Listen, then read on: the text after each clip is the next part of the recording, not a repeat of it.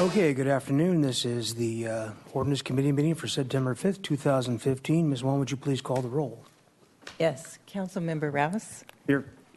Councilmember Murillo. Here. Councilmember Hotchkiss. Here. Okay, very good.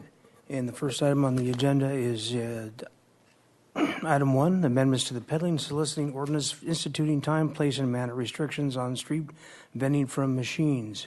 Mr. Doimus, are you going to be making the presentation? I am, yes. Thank you, Councilmember Russ. John Doimus, Deputy City Attorney. Oh, excuse me. I did. Pardon me, I did not see the public comments. So we'll have public comments, 2 minutes per speaker on each item. The first speaker is Brian Parks. Chair Rouse, I think Mr. Parks wants to speak to this item. It might be appropriate to let Mr. Doimus give his presentation and then hear from... And Ms. Adams, is that the same situation? Okay, very good. Let's go ahead and do our presentation then, and then I'll call you for public speaking. Sorry for the confusion. Back to Mr. Doimus. Thank you. John Doimus with the Deputy City Attorney with the City Attorney's Office. Doing a presentation on the proposed amendments to our peddling and soliciting ordinance. So feel free, council members, to interrupt me at any time during this presentation. If you have any questions, I'll be more than happy to answer them at that moment. The Santa Barbara Municipal Code Chapter 5.32 deals with and governs peddling, soliciting within the city, and that includes street vending vehicles and non-motorized wheel containers as wagons or push carts, as you would see on sidewalks. Now, the central issue of why we are amending this is we want to stay consistent with city policy and the way the ordinance is currently written, but there's an issue with that. Section 5.32035A4 and also A1, I should add, makes it unlawful to vend from vehicles parked on city streets at any time and location. So essentially you have is a blanket ban on street vending throughout the city. However, an appellate court case, Barajas versus City of Anaheim, determined that California cities can't impose a blanket ban on all city streets. This is a preemption issue. The vehicle code, state law preempts this. So essentially what the California Court of Appeal said is the city can't have a total blanket ban the way the current ordinance is written. Therefore, our officers can't enforce Section 5.32035 as it regards to street vending in the city. So it's unenforceable, and people cannot be cited for it. However, the Barajas Court did say the cities can draft a time, place, and manner restrictions on street vending. So they did leave that option to deal with safety issues.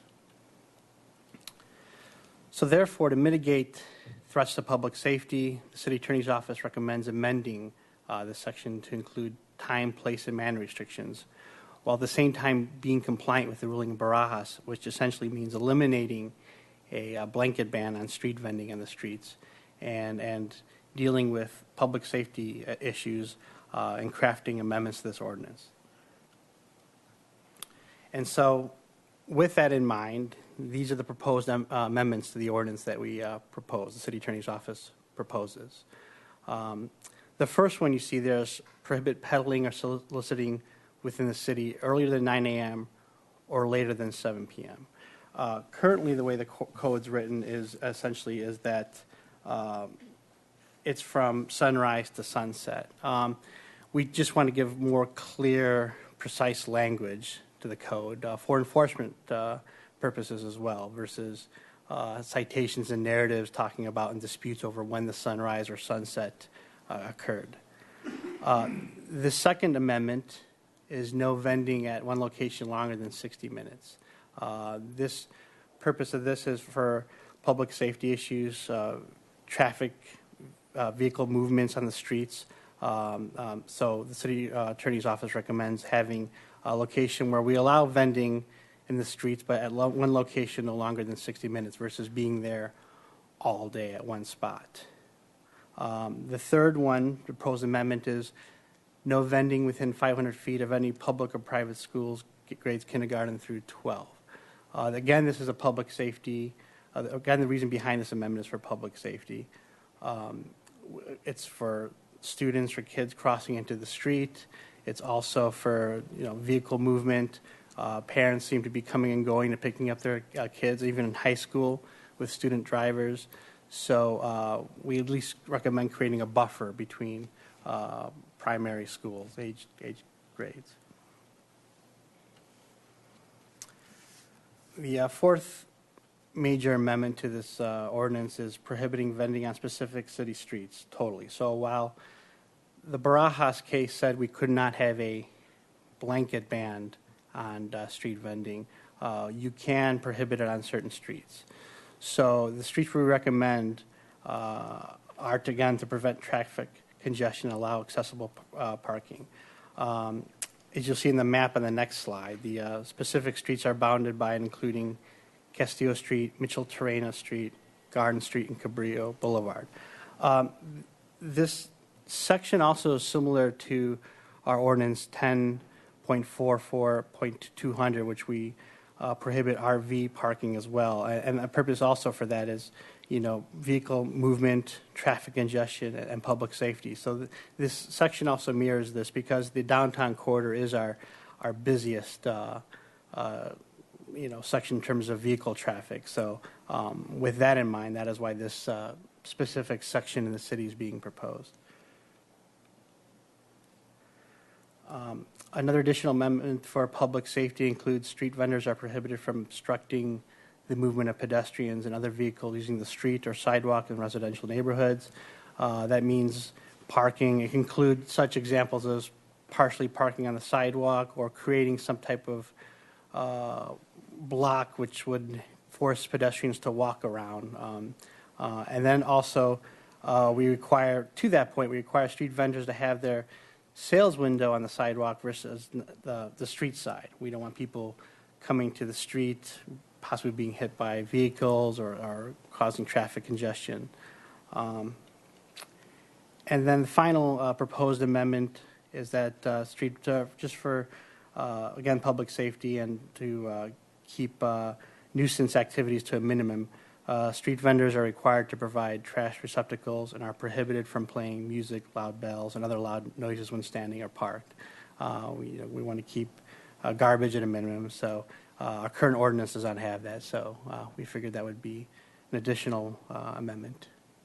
And so that concludes my presentation. I'm open to any questions you may have. Any questions from the committee? Mr. Hotchkiss. Yeah. Explain to me how this would work for an ice cream vendor in a neighborhood, in a residential neighborhood. Ice cream vendor actually is, driving through a neighborhood and they'll park. But if a vendor's there, let's say for 60 minutes or so, and having continuously playing that noise, it can be considered a nuisance, I'm sure, for a lot of residents and all that. So that'd be the difference versus ice cream trucks are really momentary where they stop, versus. So he wouldn't be allowed to make the noise, is what you're saying, while he's there? Correct. Okay. Correct. And how about a push cart vendor, ice cream vendor, with just a little cart? This particular ordinance dealing with the changes deal with street vending, but push cart vendors, if they're stopped and clanging all day, that could deal with that issue as well. So they could be there for an hour, but not for all day. Well, actually, I should clarify. Push cart vendors, the proposed amendments don't deal with push cart vendors because these amendments deal with specifically street vendors in terms of putting our time, place, and manner restrictions on the city streets versus city sidewalks. So that's where we're focused on. I see. So if they're on the sidewalk, this doesn't apply. Correct. Okay. That's all for now. Ms. Murillo. Thank you, Mr. Chair. I'm on the committee that looks at updating the zoning ordinance, the ENZO committee, and we were looking at mobile food trucks. And I think something's missing here that to say they can't sell food after 7 p.m., some of them, that's exactly when they sell food. Specifically not to compete with the restaurants, who close. after the dinner hour. This is to serve the people who get off of work really late. And okay, let me start from the beginning, because what I understand is in the zoning ordinance now, and maybe Mr. Aguilar or Cato can help, is that our rules say no vending on private property. And so there's trucks that are now on the street vending because of that. But what's pending in our discussions at the Zoning Ordinance Committee is to make it legal for private property owners to allow people to vend in their parking lots. And Mr. Doimus, you haven't been to our meetings, so maybe you didn't know that we've been hashing out that particular issue. Let me take a shot at that, Councilmember Murillo, if I might. Of course, we want this ordinance to be consistent with the approach in the zoning ordinance. This ordinance is not dealing with private property. It's dealing with what happens on the street. And the concern behind this ordinance is primarily the traffic safety issues. We picked 9 a.m. to 7 p.m., as Mr. Doimus said, to try and match the current law, that the council's current policy, which is sunrise to sunset. So this is either a little more restrictive or a little more liberal, depending how you look at it. You could change those hours however you'd like. If you wanted to extend those hours, that would be within your purview. So don't feel constrained by that proposal. There's no legal magic in those hours. It was simply trying to match what's on the books now. What concerns me is that these trucks are operating now. I can name a couple, one on the east side, one on the west side, and the city's allowing it. I think they have business licenses. They are also went through the process with county public health, if my information is correct. And so we're having this discussion without including business people who are out there right now vending and serving people. And I mean, I stop and have a taco myself sometimes. So I think they need to be included in this discussion, and certainly allowing the trucks to vend after 7 p.m. is something that I would ask our business-minded folks up here on the Ordinance Committee to consider, that those folks be brought into the discussion. I can tell you they don't know that we're talking about this today. If I might, for right now, let's stay with the questions for Mr. Doimus, then we can get into when we come back to committee for the discussion, if it's okay with you. Sorry, that was a roundabout way of trying to get the zoning ordinance people to make a statement, but we can continue, I suppose. If I might, Chair Rouse, on just two quick responses. First, as I said, the reason this is coming from my office and not from a policy department is that we're trying to reflect existing policy. And the reason there's been no enforcement against existing food trucks or other vending trucks, this isn't limited to food trucks, is that the current ordinance has been out of date since at least 1994 when the Barajas case came out. I think that's the correct date. Correct. So if you feel the policy is wrong-minded, feel free to tell us that. Secondly, in terms of getting together with the affected community, that kind of civic engagement is always our goal. I don't have a database of food truck operators. Mr. Parks approached me ahead of the meeting. We traded cards, and I'd be happy to, with his help, try and arrange some sort of civic engagement with the operators if that's the committee's pleasure. Thank you. May I ask a specific question, Mr. Chair, of Mr. Aguilar, who has had some contact with the school district, and they have a food program that utilizes food trucks. Could you tell us about your meeting with Ms. Weiss? Mr. Aguilar, please. Mr. Chair, Councilmember Murillo, Mark Aguilar, Planning Division, had a recent dialogue with Nancy Weiss, the Director of Food Services at the school district. We were inquiring with the district what they thought about our ordinance proposal separate from this one. We were discussing a distance restriction on private property from schools. And just a brief dialogue this morning, she did not necessarily favor that. some of you may have seen in the news last week that the school district is currently operating a food truck on Cannon Perdita Street across from the school. So they're not in favor of that distance restriction. Right, and then there's a summer food program, and I see the truck in front of Parque de los Niños, I think every day in the summer at the lunch hour. So there's not a whole lot of traffic there, but certainly there are safety concerns, and they would be impacted by this. So just sorry we didn't have a conversation, Mr. Kalan, about this beforehand. No problem, Councilmember Maria. Would you care for me to respond at all? Yes, sir. We believe that the school operations could be particularly dangerous from a safety standpoint. And what the conversation that we've not had with the school district is why these operations are happening on the streets as opposed to on campus. At least in my experience, most of the campuses have off-street locations which at first blush appear to be safer than having kids congregating on or around the streets. So that's a conversation that probably needs to happen as well. Thank you.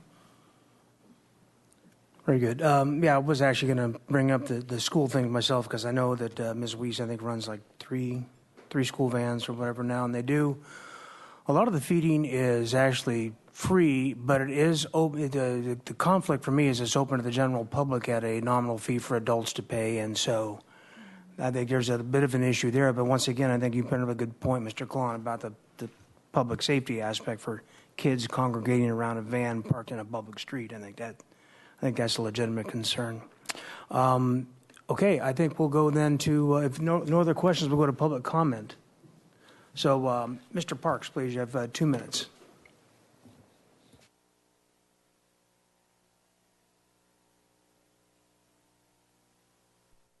Of Georgia Smokehouse Catering Company and food truck owners here in town. We've been in business 3 years, and I just want to address the situation.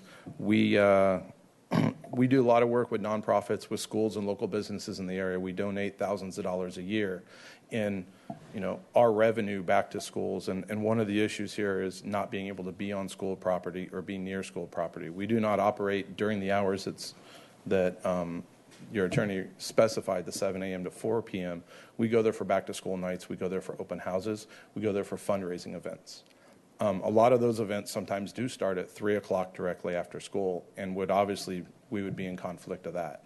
I do have some other questions, and I'm hoping I can gain a little extra time with you to address some of these questions that pertain to the zoning and the street layouts, as well as the time frames and the 1 hour restrictions that are applied to the food trucks or to the food vendors in that area, if that's okay.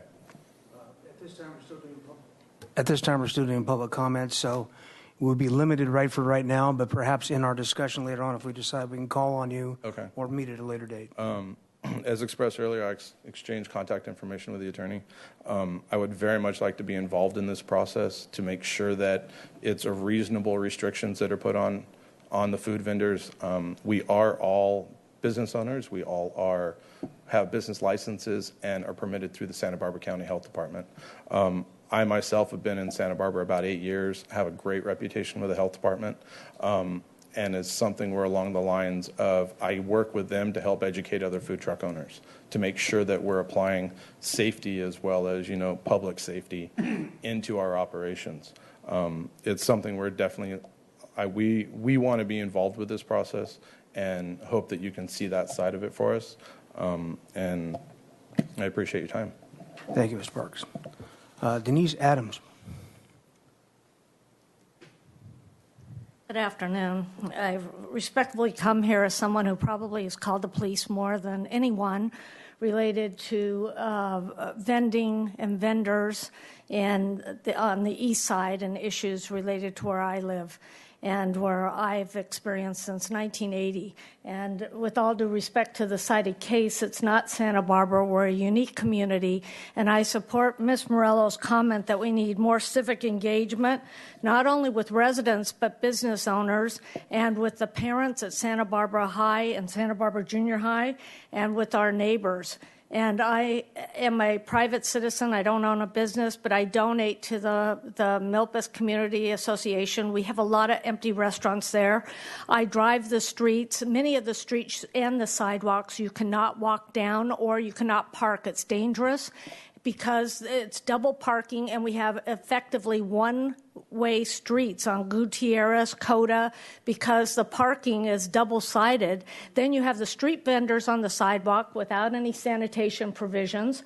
If, in fact, you call the police, you're right, Mr. Armstrong, they don't enforce, but you'll see Grandma's Tacos or Tamales move from the car wash on Milpas over to the auto detail store to around the corner. I'm very concerned about the Santa Barbara High issue of their vending at the Boys Club. People have had to stop as children run into the street and go talk to Mrs. Brown because, again, they're on a busy street and the cars aren't going 10 miles an hour, and the kids run out there or they walk into the street. And again, as a 62-year-old driver, it's very flustering. So I would encourage more civic engagement on this. I'm against the food carts in neighborhoods. I'm against them on public streets. I would like to encourage you to bring in business owners. We use food carts at a business for the employees' use, but sanitation, public roads, public sidewalks need to be at the forefront and the safety of the children. So thank you for your time, and I would hope you would talk more before you pass anything. Thank you very much. Okay, it's back to the committee. Ms. Murillo. Thank you. So can I ask either our zoning staff or Mr. Kalan the difference between, I mean, I know what the difference between a food truck and the push cart, but what are the rules around them right now? Can someone, I understood that street vendors were against the law, period. That's correct, but much of the law is unenforceable as to food trucks or vending trucks on the streets. That's why we brought this forward. Okay. It's on the books, but we can't enforce it. And there were complaints about vending from trucks on the streets, not only from merchants, but from drivers who were worried about navigating around these fairly large vehicles. That's why we brought this forward. So there's complaints about the food trucks, not the push carts. Well, Ms. Adams just had complaints about the push cart. I personally, I'll defer to Mr. Aguilar, but I have not heard any complaints about the push carts myself. Okay, anything from you, Mr. Hotchkiss, discussion-wise? Well, it does sound like we haven't fully explored this. What would be the logical way to go about opening this up to more public input? Well, one suggestion would be that we put out a news release with the draft regulations and invite a public meeting with the community as well as the businesses who are affected.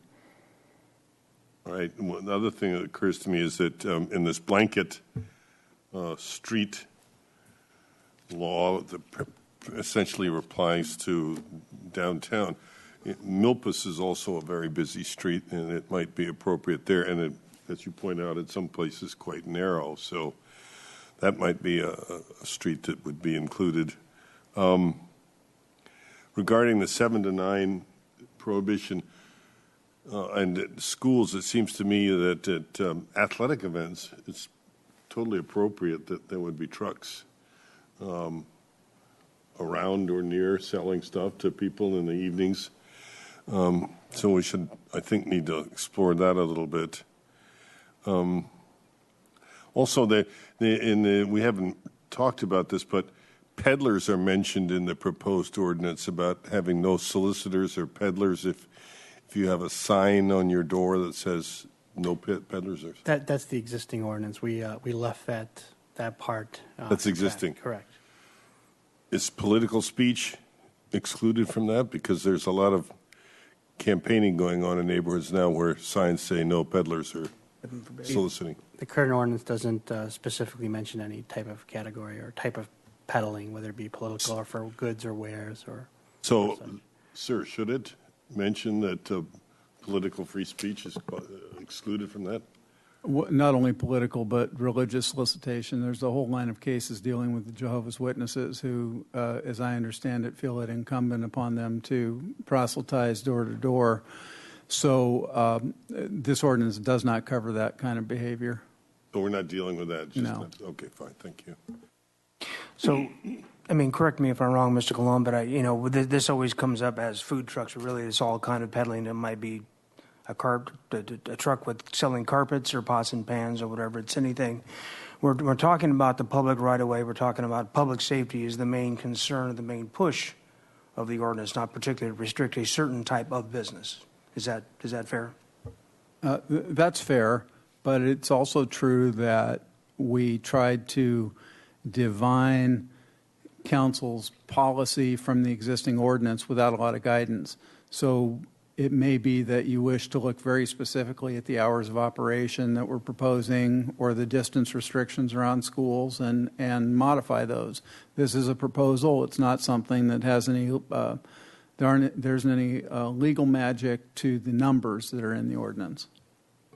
All right, very good. Well, I do know that it is an issue coming up in municipalities all across the country, and it does usually come up around the food truck idea.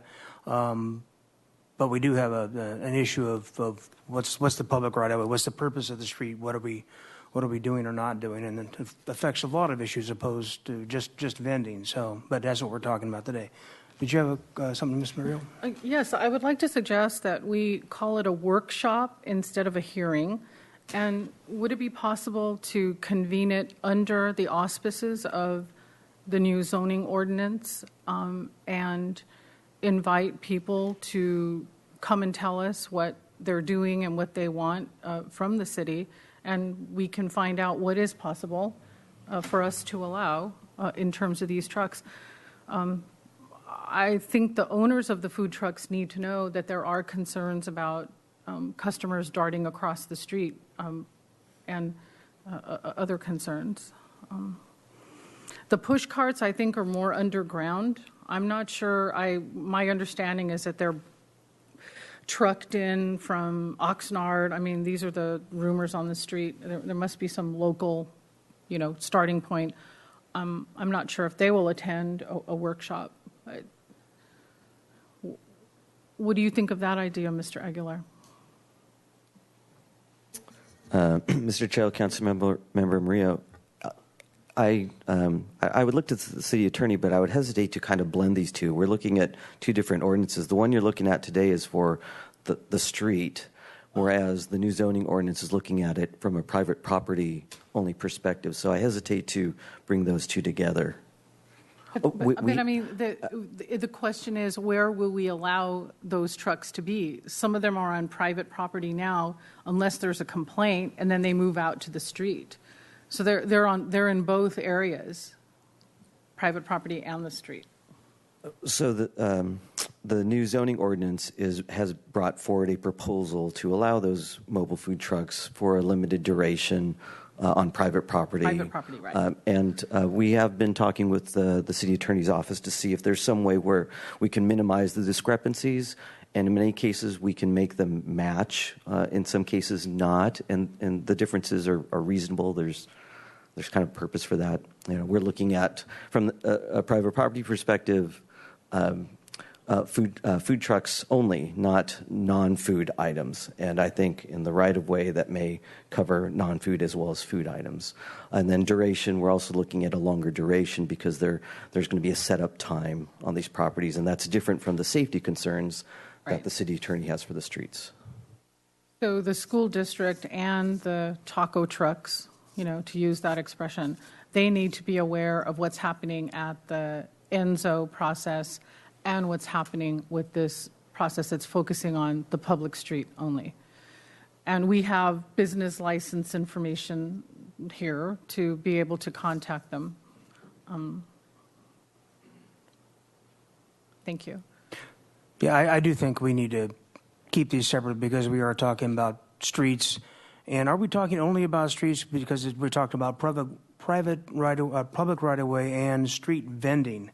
And oftentimes people selling goods on the sidewalk are considered street vendors, but that's not what we're talking about here today. Is that correct? We're talking about streets and street vending. Just the street, on the street, on the public streets themselves, not Right, sidewalks, and not parks, none of the, yeah. I confess we've not looked at street vending as a zoning issue. We've looked Okay. at it as a traffic and safety issue. Right, and that's kind of, I think, where we're trying to go today is a traffic and safety issue as opposed to the NZO. That being said, what's the pleasure of the committee as far as moving this forward to council? I'm not sure, well, I'd like to ask you, putting in the terms that Mr. Rouse just said, do you need input on that, or are you totally on board with basically this is a safety issue from the city attorney's office? Wait. Come to the... Are you talking to Mr. Parks? Yes. Would you please come to the microphone, please? I am on board and understand that there could be safety issues with it. Most of our business that, if we're parked on public streets, we are in the zone from the 101 to Cabrillo, which is considered the funk zone. That is when we do, if we're parked on streets, that is where we're doing business. We'll be parked at a brewery, we'll be parked at a winery. Sometimes we're parked in the winery parking lot. And that's one of my questions of clarification is, does that, even though it still falls under city property, are we able to operate past 7 p.m. if we're at a winery parking lot? Or are you just concerned about city streets? Well, at this right now, it only deals with city streets. Okay. Not the parking lot, correct? That's correct. And I want to be clear. I mentioned it earlier. We'd be very supportive of having a more inclusive process where we reach out, try and come to some mutual understandings before we come back to the ordinance committee. Right. Well, that sounds like a good, proper suggestion to me. I don't know how we make that as a motion, but if Ms. Murillo is in agreement and you Well, are. Mr. Chair, I'd like to volunteer. Can I sit in on the meeting with you? And is it Mr. Fox? Mr. Parks. Parks. Yes. Nice to meet you. Nice to meet you. Okay. Would that be appropriate, or? It's a public meeting, I think. It's We will conduct a public workshop, and Okay. it gets a little difficult if we have a majority of the committee come, but an individual council member could come. I thought you were talking about a smaller private meeting to sort of hash out the issues. I was suggesting that we'd issue a news release. Oh, okay. And that I would generate names with the help of Mr. Parks, and I can reach out to our business licensing people and see what they can produce as well. Very good. And are you thinking the ordinance committee or a workshop without us? I think it would be a workshop with staff. With staff, And okay. the public, as well as those who would be regulated. I think that it would be helpful to get some guidance. If the committee has concerns about the hours of operation or about the locations, it would be great to get that out on the table now so that we can work with that. I understand, if I may, Mr. Chair, not vending before 9 in the morning, but after 7 p.m., it seems like that's a time when people are partaking of a late dinner or refreshments, or if it's an event or a game Exactly. or some kind of thing. And I guess, like I said, I had several questions just regarding if we participate in several festivals throughout the year. Earth Day, Pacific Pride, we do the outrigger boat races down at Ledbetter Beach, and we are there from some days 6 a.m. until 3 p.m., or at Earth Day, we're there from 10 o'clock until 8 o'clock. So would those require specific permits? Those already are permitted specifically, I think. But would that permitting process change since the zoning and the rules are changing? I don't know, because at any given time, we have events and festivals and things where we close public streets and have parades or other kinds of events. So that process wouldn't change. So would the language, because I noticed the language in the proposed amendment specified two specific events, the solstice event and Old Spanish Days. Would that language need to be changed to expand other festivals, or would it just simply state other festivals are on an as-need basis or a permitted basis only? I don't know. I might have to ask that of staff. Our general practice, as I know it, is to have a permit process for the festivals and events. For example, if somebody's parked along the Lupin de la Guerra Plaza, up by Alameda Park for the solstice, or down wherever they by the beach for the fiesta events. Am I correct in that, Mr. Dominguez? Is that normally a separated out event with special permits? Correct. And also to answer Mr. Park's question, the new ordinance, the new amendments don't deal with any specific events either. They're just focused on just amending what it is right now, as we said in the onset of this, that there's a blanket ban in the city prohibiting street vending totally. So we're just changing the language to carve out specific time, place, and manner. And then to answer your question, those events are specifically permitted. Correct. And just to be clear, I want to, excuse me, Chair, I want to clarify, the ordinance does specifically mention summer solstice and Old Spanish days. My guess is that when the ordinance was crafted decades ago, those were the events to worry about. So we would probably create a broader exemption for any permitted event, which is what I think we all intuitively think the rules ought to be. And once again, Mr. Parks, I mean, the specific event permits have traffic and safety issues in mind. They go through the police department. Our concern is just the spontaneous parking of a vehicle for vending, which may, in fact, either block vision or traffic or cause some kind of special safety hazard. So we're looking at that, I think, more I completely as the agree. spirit. And part of the reason that I'm here is that I operate my business as a strict business owner. I have insurance policies. I have all the requirements needed and work arrangements out. Perfect example with Fig Mountain Brewery. I've worked arrangements out with them where they understand I'm going to be there, and I know I'm going to go there, and we're selling to their clientele as well as to the many wineries and tasting rooms that are in that area. And several restaurants have been closed down at that point already. So, I mean, there's a public safety concern on both sides of where you're pouring enough alcohol in multiple tasting rooms, but yet you have no food service available for anybody. And then these people are able to get in vehicles and drive away. Or you're able to offer food service for these customers before they're able to get into a vehicle and hopefully do something to control Okay, that we don't situation. get too far afield. I mean, we can certainly, if we're going to have understand. some kind of a workshop process, this can Okay. certainly be the points brought up at that point in time. And I appreciate that, and that's Yeah. my sole reason for being here today. Ms. Maria, do you have a comment? Thank you. No, I'd like to make a motion, but first acknowledge Maggie Campbell of the downtown Santa Barbara is here, a part of our business community, and I think she'll help us spread the word that there will be a workshop on this. And thank you for your contribution today. You're you. bringing up everything I think that needs to be shaken up and looked at. I'd like to move that we send this to staff to develop a workshop civic engagement process. Second. Okay, moved and seconded. Any other discussion? All in favor? Aye. Opposed? Okay, motion passes. Staff, do you feel we have adequate information to go forward? Yes, we do. Mr. Colon, you did mention, however, that you wanted some more specific guidelines as to restricted areas or... Well, if the committee has a consensus or a majority that thinks 7 p.m. is too early, you should tell us now, and we'll modify that before we go out to the public. I don't want to beat the proverbial hornet's nest if I don't have to. If you feel later night operations would be acceptable in some locations, you should tell us that. If the Cabrillo to Mitchell Terrena expanse is too large, it would be good to know that now as well. We do have a little bit of time, so I think further deliberation from the committee would be very helpful.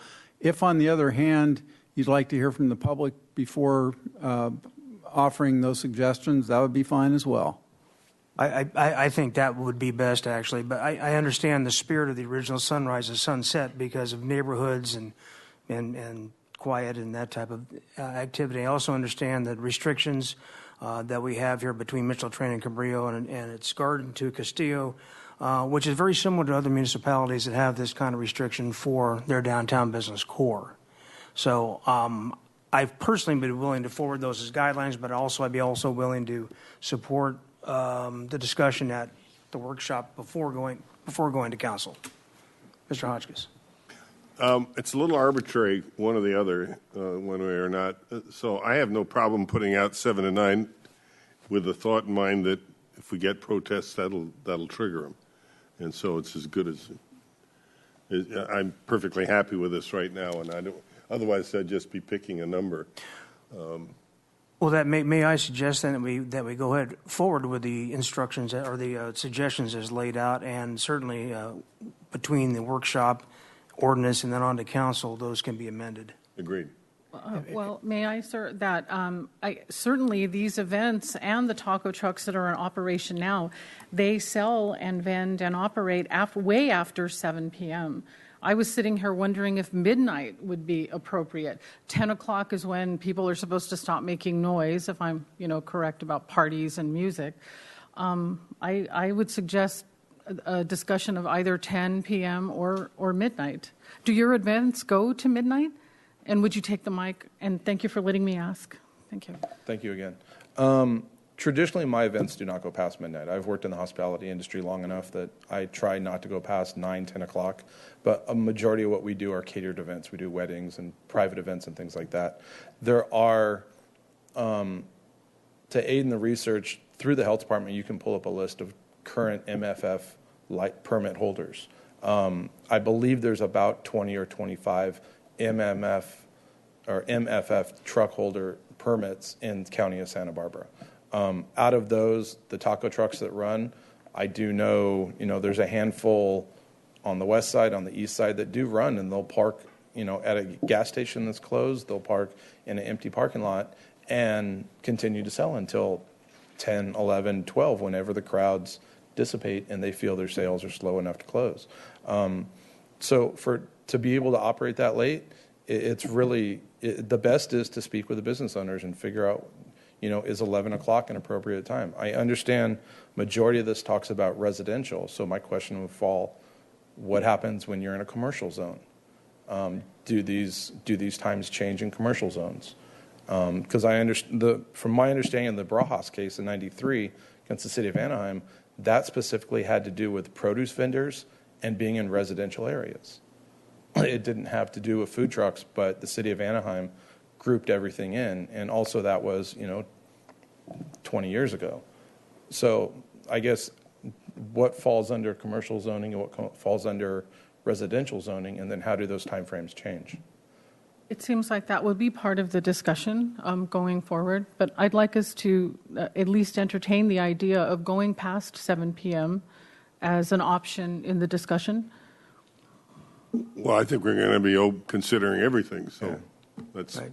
a Is that given. enough direction? For My fear is actually, what the speaker brought it up, is that you could be in the funk zone till 10 o'clock, or you could be on the west side till 10 o'clock, and which is more appropriate. Well, I would put forth that opening up after 7 o'clock on the street on the west side is not as appropriate as maybe being down in the funk zone. Mm-hmm. So I think I personally would like to see us forwarded as is, and then we can have the discussion and certainly do the final details, because we get in the weeds all afternoon here in terms of what we're going to do and how we're going to restrict it going forward. I'm in agreement. So we have so should we move then the second part of this, which is the zone as proposed and the times as proposed, basically the recommendations? Yes, I'd move that.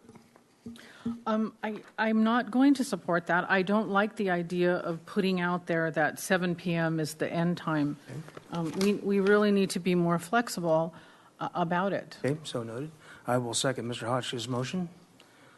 I'll call the question. All in favor? Aye. Opposed? Opposed. Okay, 2-1. Okay. Anything else needed by staff on this particular item? Excuse me, Chair Rouse, did the committee take action on Councilmember Murillo's motion? Or did that get seconded? The one about the workshop? Yes, I think we did forwarded. Yeah. Okay, thank you. That was I missed staff's that was the understanding, first was it thing. not? Yes. Probably not as cleanly as we should have done it, but we did it nonetheless. Okay, thank you. Item number 2 is the ordinance to permit car share operations on city-owned properties and within the right-of-way. And is there a presentation by staff on this? Ms. Ostringer. Chair Rouse, council members, I spoke with transportation and they want to bring the best possible ordinance to the committee. So they're going to pull it for today and we'll get it in front of you as soon as we can. Oh. Okey doke then. So this will be tabled until further notice, is that? There is no time at this point. It will be until further notice from staff.